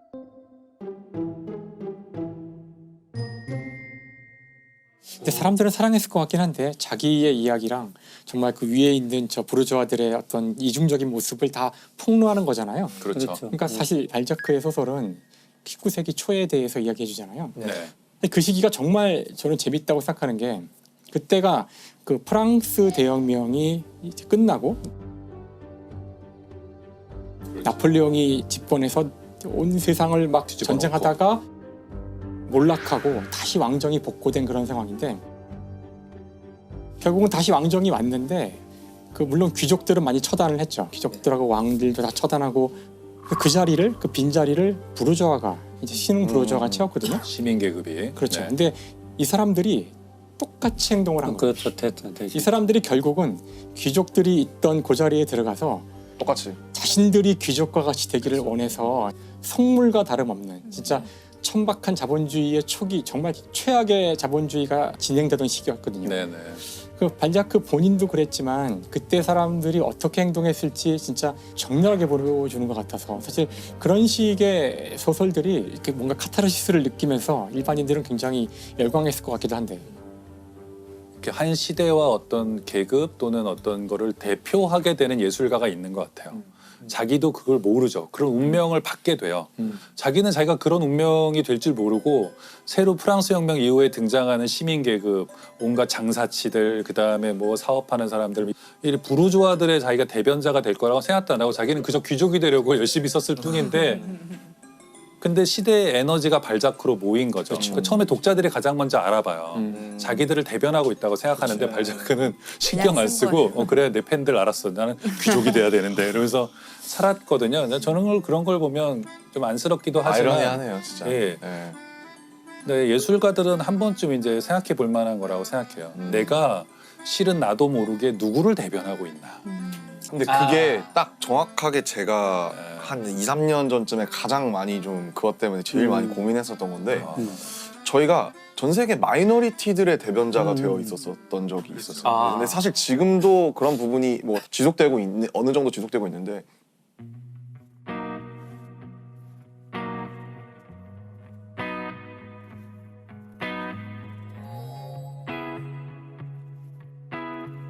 좀 소외됐다는 의미일 수도 있고 네네. 여러 가지 그런 부류의 사람들이 우리를 열성적으로 응원하고 있다. 그래서 그거를 알고 있어야 된다라는 얘기를 하셨는데 굉장히 혼란스럽더라고요. 네. 왜냐하면 저는 그냥 제가 하고 싶은 얘기들을 한 거고 저에게 사랑을 주면 난 그들에게 제가 헌신적으로 뭔가를 했을 뿐인데 마이너리티가 저희를 백악관과 유엔의 중심으로 데려다 놓은 거예요. 어느 순간. No matter who you are, where you from, your skin color, your gender identity, just speak yourself. 너무 이제 스스로 계속 정체성에 대해서 혼란스러웠던 건 과연 나에게 자격이 있는가. 그러니까 단순히 이 에너지가 여기를 모였다고 해서 그 에너지를 이렇게 영향력이 있는 곳에서 발휘할 수 있는 그런 도덕적, 윤리적 혹은 시대적인 그런 사명이 나한테 있다고 내가 스스로 믿어도 되는가? 이게 오만 아닐까? 그런 생각을 많이 했던 것 같아요. 그 중요한 얘기인데요. 해럴드 블룸이라고 이제 예일대 교수고 정말 중요한 문학 평론가인데 이 사람이 말한 개념 중에 굉장히 중요한 게 영향에 대한 불안이라는 게 있어요. 원래는 예술가들을 설명하는 개념이에요. 예술가가 예술가가 될 때 다른 예술가한테 영향을 많이 받잖아요. 그렇죠. 그런데 예술가들이 어떻게 예술가가 되냐 하면 불안을 가져야 된다는 거예요. 내가 저 시인을 너무 좋아하지만 저 아티스트가 나에게 너무 강력한 영향을 미쳐서 내가 그의 그냥 아류가 되는 것을 저항하잖아요. 이 저항을 하면서 자기 것이 생기는 것이거든요. 이런 경우도 비슷한 거죠. 그러니까 예술가가 영향에 대한 불안을 선배 예술가한테만 느끼는 게 아니라 자기를 좋아하는 사람들이 자기에게 끼치는 영향에 대해서도 자의식을 가지고 불안을 느껴야만 하고 나는 나의 것이 있다라고 해서 실은 거기 투항하지 않고 막 자기 것을 만들어 갈 때 이 대중은 또 대중대로 에너지를 투사하고 실은 이 강력한 두 힘이 대결하면서 예술가는 자기 나름대로 또 다른 세계를 만들어가고 대중은 대중대로 자기 에너지를 거기에 투사하는 이 갈등과 기란 관계가 모든 분야에서 예술의 모든 분야에서 일어나는 것이고 사실은 창작자들은 어떤 목표를 두고 달리는 사람들이 아니잖아요. 그냥 나는 그냥 이거 하고 싶어. 했는데 갑자기 뭐 이것들이 어떻게 막 생물처럼 뭐 해석이 되고 해석이 되고 비평가들이 여기다 뭘 어떻게 하고 맞아요. 팬덤이 생기고 그런데 그런 면에서 그 진짜 나는 한 번도 생각해 본 적 없다. 아니 왜냐면 지금 죽은 얘기를 나누는 거를 들어보면서 아 이 사람은 진짜 거장이구나. 거장이 되게 아 이런 책몽의 그 무게 느껴본 적 없는 불안. 없어요 나는. 심지어 제가 뭐 작품을 내면 거기 평론가들이 평을 써요. 괜찮은 걸 봐요. 그래서 다음 인터뷰 때 이렇게 얘기했다. 아니, 많은 감독들이 심지어 그렇게 해요. 이렇게 해석이 되는구나. 말 되네? 그리고 마치 되게 의도했던 것처럼 얘기를 하거든요. 난 그게 되게 편하던데. 이 발자크라는 인물이 계속 얘기 들으면서 우리가 숨기고 싶은 모습을 가진 사람인 것 같아요. 사실 누구나 다 그런 세속적인 욕망이 있고 신분이 올라가고 싶고 돈을 많이 벌고 싶고 뭐 여러 가지 욕망이 맞아요. 있잖아요. 근데 대부분 우리는 그걸 잘 숨기고 살아요. 잘 숨길수록 성공한 삶을 살고 있는 것 같아요. 근데 이 발자크라는 사람은 그거를 그냥 가감없이 다 내보여준 사람이죠. 어쩌면 이 사람을 바라보는 게 정말 말씀하신 것처럼 나를 바라보는 것 같은 느낌. 내가 숨기고 싶었던 나의 욕망과 나의 모범적이지 않은 면들을 그대로 보여주고 있는 게 아닌가. 저도 오늘 발자크 얘기를 듣다 보면 발자크보다 더 매력적이고 더 흥미진진한 건 김영하 선생님이었어요. 그런 면이 있는지 몰랐고. 마트리오시카 같은 까도 꺼내도 까도 새로운 꺼내도. 저는 지루한 인생을 살고 있어요. 말씀하신 것 중에 누군가를 사랑하는 사람을 보면 그 사람을 잘 알 수 있다. 사랑하는 책을 봐도 그 사람을 좀 알 수 있고. 그 저는 소설가로서 인생의 중요한 과제는 아마 심리학에서 그렇게 생각하실 것 같은데 자기의 다양한 자아를 통합하는 거라고 생각해요. 그러니까 과거의 나를 용서하거나 받아들이고 이해하는 내가 그때 왜 그랬는지 이런 것들을 찾아내는 건데 우리가 자기 자신이라고 해서 다 잘 받아들이는 게 아니거든요. 과거의 나도 타인이라고 저는 생각해요. 우리가 그래서 맨날 이불킥 하잖아요. 그때 왜 그랬을까? 맞아요. 그리고 우리가 과거에 내가 타인인 증거가 우리 집에 오는 택배예요. 도대체 이건 뭔가 누가 시킨 건가 보면 사흘 전에 내가 시킨 게 내가 왔어요. 이걸 왜 샀지? 기억도 안 나. 네. 우리는 이제 술 먹은 다음날 카드 영수증이 있고 과거에 내가 이건 내가 아니야. 이걸 왜 냈을까? 이해가 안 되니까 미쳤다고 말하 표현하지만 실은 과거에 내가 잘 통합이 안 되고 있는 거거든요. 근데 소설을 보면 거기에 발자크 같은 인물이 저지르는 걸 보더라도 그래 내가 그때 저런 마음이었겠구나. 나에게 저런 점이 있었지. 그때 내가 약간 젊었을 때 저랬었는데 저때 저랬었구나. 또는 발자크가 겪은 어떤 부모로부터 이렇게 사랑받지 못했던 고통을 볼 때 자기도 돌아보지 않았던 자기 과거의 어떤 것들을 생각하게 돼요. 내가 실은 충분히 사랑받지 못했구나. 최근에 이제 그 리사 제노바라는 분이 계신데 이분이 또 신경과학 박사예요. 기억과 이제 뭐 이런 망각에 대한 책을 많이 쓰시는데 이분이 이제 테드라는 토크가 있잖아요. 강연 시리즈. 네. 거기 나와서 이제 한 것인데 거기 보면 만약 당신이 85세까지 살아 있다면 둘 중에 하나다. 알츠하이머거나 그러니까 치매거나 아니면 그를 돌보는 사람일 것이다. 알츠하이머는 비교적 이제 근대에 발견된 질병입니다. 그래가지고 그분 얘기를 좀 하고 싶은데 독일의 그 프랑크푸르트 근처에 아우그스테 디라는 어떤 여성이 있어요. 51세 여성이에요. 이 여성이 1901년에 갑자기 남편을 간통으로 고소해요. 근데 남편은 이제 칼이라는 사람인데요. 아주 칼 같은 분이죠. 아주 칼 같은 분이죠. 예. 철도회사에서 일하는 칼 같은 분이셨는데 이 칼은 근데 어쨌든 근데 이분이 아내로부터 엉뚱한 고소를 당했잖아요. 그러니까 아내 행동이 이상한 거예요. 자꾸 잊어버리고 요리도 못하고 자꾸 실수하고 예를 들면 냄비 태워 먹고 사람들을 의심하고 막 이런 일들이 생긴 거예요. 그래가지고 정신병원을 찾아갑니다. 프랑크푸르트 정신병원을 찾아가요. 그 담당 의사가 알츠하이머예요. 알츠하이머 의사 박사. 이름이에요? 예.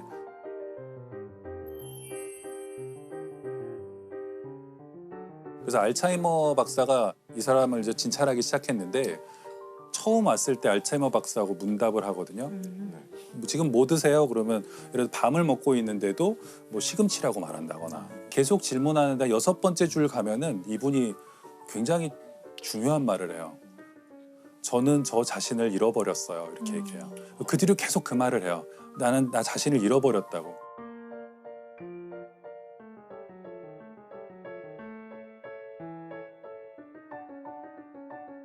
그냥 특이하다고 본 거죠. 51세 여성에게 이런 일이 일어나다니. 젊은데 아직. 상대적으로 젊은데. 그래가지고는 뭐 계속 자기 이제 연구하고 관찰하고 진찰을 하고 있었는데 이제 이 병원이 비싼 거예요. 노동자 그 가정에서는. 남편이 이제 뭐 집도 팔고 뭐 이렇게 해갖고 입원비를 대려고 노력하다가 계속 끝이 없잖아요. 네. 이 병은. 그래서 이제 그만 퇴원시키겠다 그러니까 알츠하이머 박사가 우리 병원에서 책임을 질 테니까 대신에 사망한 뒤에 뇌를 우리 쪽에 기증해 달라.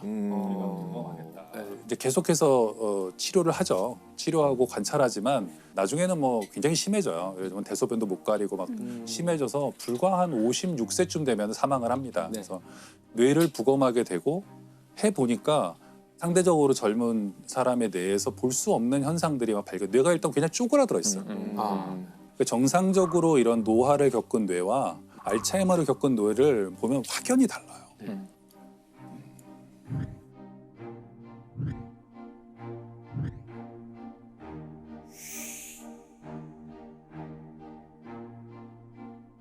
그래가지고 그걸 학계에 보고하게 되고 그래서 학계에서 이제 그걸 처음으로 늙음의 자연, 노화의 자연스러운 과정이 아니라 질병일 수 있다고 이제 판단을 했대요.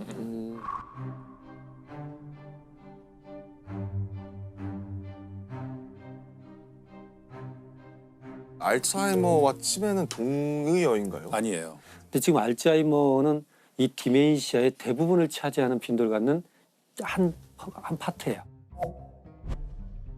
그 술 많이 먹어서도 치매가 올 수 올 수 있는 있고 거잖아. 교통사고로도 올 수 있고 혈관 뭐 뇌졸중으로도 올 수도 있고 여러 가지 있어요. 디멘시아 증상을 보이는 것 중에 대부분이 노인성에서는 알츠하이머 디멘시아 이렇게 되는데 왜 아직까지 그 말씀하신 대로 본질적인 진보가 이루어지지 않은 건가요? 알츠하이머 관련해서. 실은 이건 나이를 먹으면서 세포는 재생도 되고 네. 또 파괴도 되고 그러잖아요. 실은. 근데 유일하게 신경세포는 재생이 안 돼요.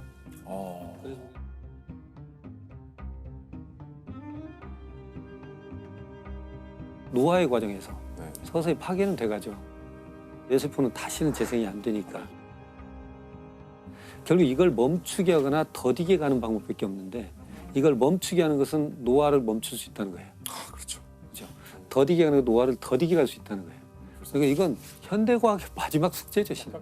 우리나라도 제가 아까 통계 말씀드렸지만 10년 동안에 224%가 늘어났다는 것은 앞으로 굉장히 기하급수적으로 늘 수 있다는 걸 의미하고 수명은 점점 길어지니까요. 그리고 자료를 보면 미국에서 정부와 기관들이 암의 치료와 예방에 투입하고 있는 예산의 10% 정도만 이제 알츠하이머 그렇죠. 치료에 투입하고 있거든요. 그리고 미국에서 자료를 봐도 암 환자를 케어하는 것보다 이 알츠하이머를 비롯한 치매 환자를 케어하는데 훨씬 더 많은 비용이 들어가요. 예, 이걸 자연스러운 노화로 봐서는 안 된다. 이것은 분명히 질병이고 좀 더 우리가 신경을 써서 이걸 찾아야 된다. 찾아낼 수 있다고 믿어야 된다. 저는 이 분명히 믿는 사람들이 어디 있을 거라고 생각해요. 제가 또 하나 말씀드리고 싶은 것은 많은 사람들이 치매를 자꾸 기억의 문제로만 생각하세요. 아, 네, 그렇죠.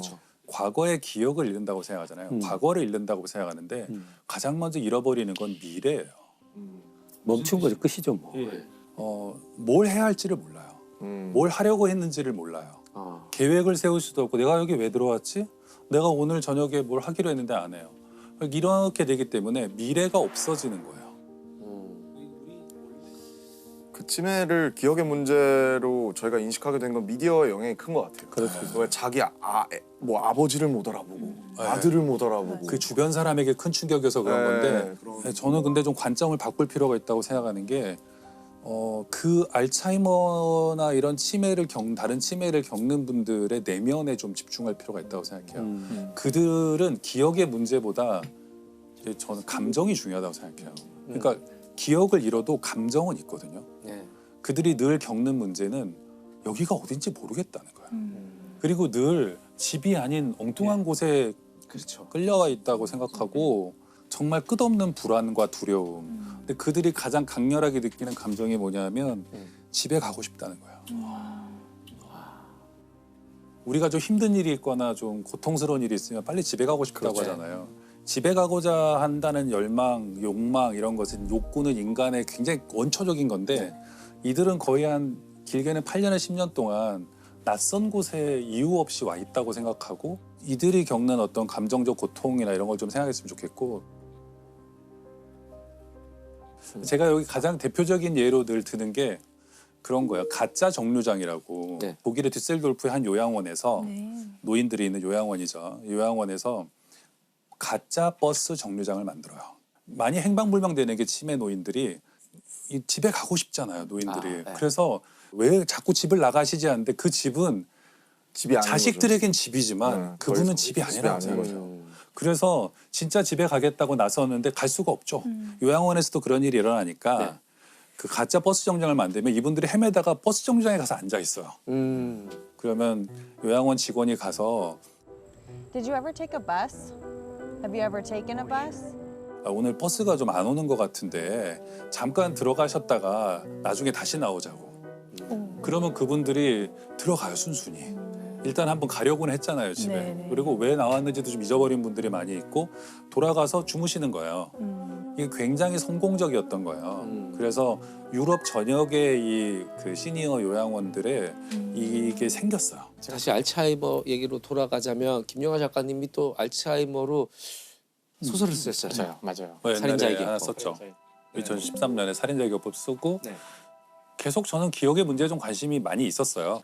그 살인자의 기억법이라는 소설이 아마 말씀하신 것처럼 알츠하이머 환자 자체에 집중한 소설이어서 굉장히 인상적이었던 것 같아요. 그러니까 그 작중 인물 자체가 자기가 환자인데 환자인지를 모르는 상태로 엄청난 기술을 갖고 있는 사람인 거죠. 그래서 그 기술을 자꾸 사용하고 다니잖아요. 그리고 기억을 못하고 그게 되게 신선한 내용이었어요. 저는 그 소설 보면서 이제 예. 기억과 나라는 어떤 자아의 관계를 한번 생각해 보게 됐는데 내가 24시간 보는 모든 것을 다 보는 걸 다 기록하고 다 데이터를 남겨서 이걸 몽땅 다 저장해 놓으면 이게 나일까?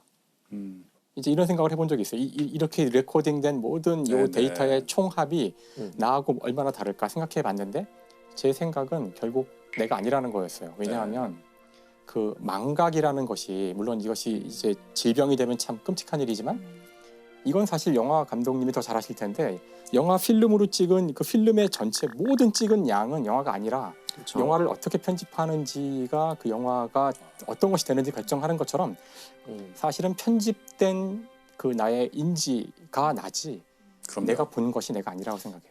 촬영이 반이고 편집이 반이다 보통 이렇게 네. 얘기를 편집의 마술 그런 얘기들도 있고 어떻게 편집하느냐에 따라서 영화가 180도 달라지고 느낌 자체가 너무 달라지게 되니까 그러니까 사실은 망각에 우리 자아가 있는 거예요. 보는 것에 자아가 있는 게 아니라 기억에 내가 있는 게 아니라 웬디 미첼이라는 분이 있어요. 이분이 58세에 그런 알츠하이머 진단을 받거든요.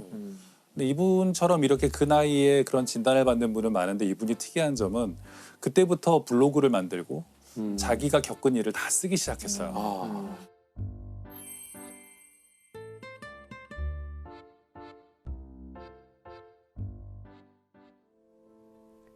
I write a daily blog called Which Me Am I Today? As my memory fails me more, so the blog has become a place where I can save all those special memories of events, thoughts and feelings.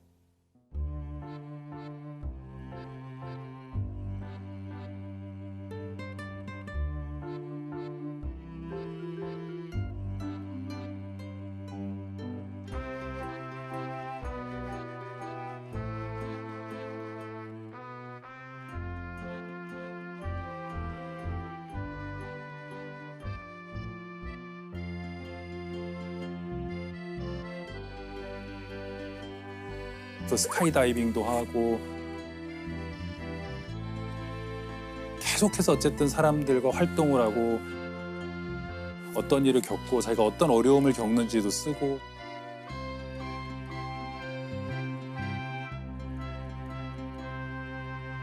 막 이러면서 책을 벌써 2권이나 내셨어요. 대단한 집념이시네요. 예, 그분 책을 보면 알 수 있어요. 우리가 알츠하이머 진단을 받은 사람들이 에겐 단계가 있고 그리고 어떤 단계에서는 어느 정도 기능을 충분히 할 수 있고 감정이 살아있다. 그리고 어쩌면 감정은 굉장히 우리가 그들이 감정을 표현하지 못하는 어떤 단계를 지나서도 남아있을 것이라고 추정할 수 있어요. 그 블로그는 계속되고 있는 건가요? 지금도 살아 계세요. 아직 살아 계시고 나중에 뭐 알츠하이머 무슨 협회 뭐 이런 데서도 굉장히 중요한 역할을 하고 계세요. 자폐의 역사도 보면 제가 의학사 읽는 거 좋아한다 그랬잖아요. 근데 자폐의 역사도 보면 어느 시점이 되면 자폐인들이 스스로에 대해서 발언하기 시작하거든요. 우리도 감정이 있고 우리도 권리가 있다면서 쓰기 시작하면서 많은 게 바뀌거든요. 네. 근데 알츠하이머나 이 치매는 이상하게 그런 사람들이 별로 없었어요. 그런 글이 많지 않은 이유가 처음에는 본인이 잘 부정하려고 할 것 같아요. 아 그럼요. 본인이 그 병에 네. 그럴 것 같아요. 상태가 심하지 않을 때는. 내가 설마 알츠하이머겠어? 약간 좀 깜빡깜빡하는 거지? 뭐 이렇게 생각해서 상당히 진행이 될 때까지 인정하지 않으려고 하지 않을까. 그 의학사를 이렇게 보면요. 환자들도 굉장히 중요한 환자들이 꽤 있습니다. 그래서 보면은 자기 병과 맞서 싸우고 그걸 기록하고 세상에 알리고. 근데 이분은 제일 먼저 이제 딸이 둘이 있는데 딸들을 내보내요 집에서. 자기 혼자 이제 살기로 하고 거기에 맞춰서 삶을 이렇게 조직하고. 이게 어려운 일이었을 것 같은데. 예, 보통은 이제 의지하려고 하는데 그러면서 이 자기가 이걸 기록하는 게 중요한 의미가 있다고 생각해요. 그래서 자기들도 아까 말씀드린 것처럼 감정을 가지고 있고 삶이 계속되고 있다. 우리가 이제 암에 걸린 분들도 자기가 암에 걸렸다는 얘기를 주위에 안 알리려고 하는 게 그때부터 모든 정체성이 지워져요. 그렇죠, 그렇죠. 네. 암 걸리신 분이 이렇게 되는 거예요. 암 환자 중에 하나. 암 환자 중에 하나예요. 그냥 이분이 뭘 하든 간에 맞아요, 맞아요. 이게 그 사람의 모든 정체성을 형성하는데 더더군다나 불치병인 알츠하이머 같은 경우에 이제 그 사람은 아무것도 할 수 없는 사람 이렇게 보기 때문에 자기의 존엄을 지키기 위해서 글을 쓰기 시작한 거예요. 너무 전사시네요, 진짜. 많은 경우 인간들이 글을 쓰는 어떤 이유는 극한 상황에서 자기 존엄을 지키기 위해서 쓰는 거거든요. 내가 인간이라는 걸 알리기 위해서 글을 쓰는 거예요. 안내 일기도 생각나고. 그렇죠. 예. 발병한 지가 꽤 됐는데 지금 현재 증상은 한 어느 정도일까요? 올해도 책이 나온 것 같거든요. 작년인가 올해에도 새 책이 나온 걸 봐서는 아직까지도 글을 쓰시는 것 같고. 대단한 의지시네요. 야, 자기의 기록을 한다는 것이 알츠하이머에 도움이 될 수도 있는 게 아닌가 이런 생각 들어요. 그럴 수 있죠. 당연하죠. 그죠? 그 유명한 사례가 있어요. 어떤 수녀원에서 그 사례들 들어보셨을지 모르겠는데 수녀님들이 돌아가시면 이제 다 부검을 했대요.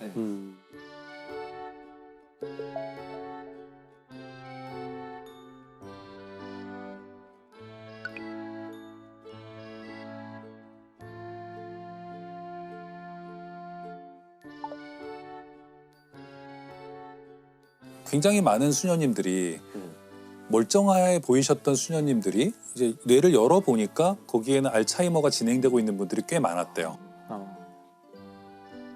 그랬는데 그럼 이분들은 왜 기도문 같은 것도 잘 외우시고 식사하시는데 문제도 없고 그러다가 돌아가셨지 봤더니 그러니까 뇌라는 게 아까 말씀하신 것처럼 이호 선생님 말씀하신 것처럼 신경세포가 죽기는 하지만 우회로를 계속 찾거든요.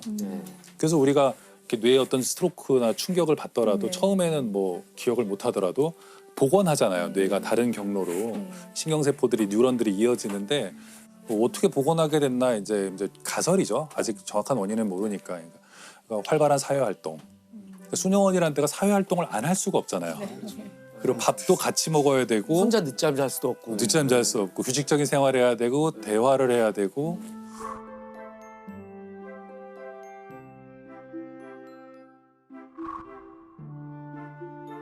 뭐 이렇게 이제 알츠하이머가 됐던 뭐가 됐던 결국 어떤 이별이라는 개념이죠. 저의 상황에서 그런 때는 남겨진 사람한테 저희 부존재가 어떤 짐이 되지 않도록 그런 것만 리스트를 좀 해서 놓고 그 다음부터는 이제 편안하게 그냥 그 오는 대로 맡아버릴 것 같아요. 네, 저는 사과를 할 것 같아요. 저는 그 미안했던 사람들한테 그 나중에 못 할 수 있으니까 좀 사실 사과 안 하고 지나간 적 많거든요. 뭐 잘못하고 좀 잘못한 일들이 많은데 그걸 잊어버릴 거잖아요. 그러니까 뭐 사과를 좀 하고 싶어요. 그 사람이 기억하고 있던 기억하지 않고 있던. 네, 제가 아까 뭐 살인자 기업법 나왔지만 살인자 기업법이 2013년에 썼는데 그렇기 때문에 그 알츠하이머 증세에 대해서 잘 알게 됐거든요. 그래서 제가 그로부터 한 몇 년 지나지 않아서 그 제 주변의 어른들의 어떤 알츠하이머 증세가 왔을 때 제가 제일 먼저 알았어요. 제일 먼저 알았고 그래서 이제 그 처음에 말씀하신 것처럼 다 거부해요. 그러니까 병원에 일단 안 가려고 그러시고, 그러니까 이걸 납득시키는 게 너무 어려워요. 그래서 어느 정도 좀 정신이 좀 더 있었을 때, 웬디 미첼의 초기 같은 그런 네. 시기에 있었다면 뭘 하셨을까 좀 생각해 본 적이 있어요. 네. 그렇게 막 거부하고 막 부인하고 막 그러지 않고 좀 주변을 잘 정리하셨을 것 같고, 감정적인 것들을 많이 처리하셨을 것 같다. 왜냐하면 평소에는 좋은 분들이셨으니까요. 네. 좋은 분들이셨는데 다행히 이제 그 뭐 제 주변의 어떤 어른은 그 정신이 남아 있을 때, 그러니까 그러셨대요. 그 자식이죠, 자식에게 뭐 사실 고맙다, 미안하다, 네가 참 애썼다, 그런 말을 남기시고 돌아가셨는데. 근데 원래 사람들이 이렇게 죽음의 직면에서는 놀랍게도 그냥 대부분의 사람이죠. 대부분의 사람들은 뭔가 악담을 하거나 안 좋은 생각을 하거나 뭔가 이렇게 자신의 어떤 이기적인 생각들보다는 사랑의 말을 다 남기게 된다는데, 그래서 그때 그 세월호 때도 그랬고, 그다음에 9.11 때도 그랬고, 마지막으로 남겨놓은 그 메시지나 마지막 음성을 다 보면은 하나같이 미안하다는 말과 사랑한다는 말로만 꽉 차 있다고 하더라고요. 그러니까 이게 참 인간이 참 뻔한 말이지만 평소에 하면 얼마나 좋겠어요. 왜 꼭 죽기 전까지 남겨두나요? 김영하 선생님의 미래를 바꿀 인간. 아직은 나타나지 않은 그분. 그분을 기다리면서 이미 시작됐을 거라고 생각하면서 믿고 있습니다. 상당히 진전돼 있을 거라고 저는 믿고 싶습니다.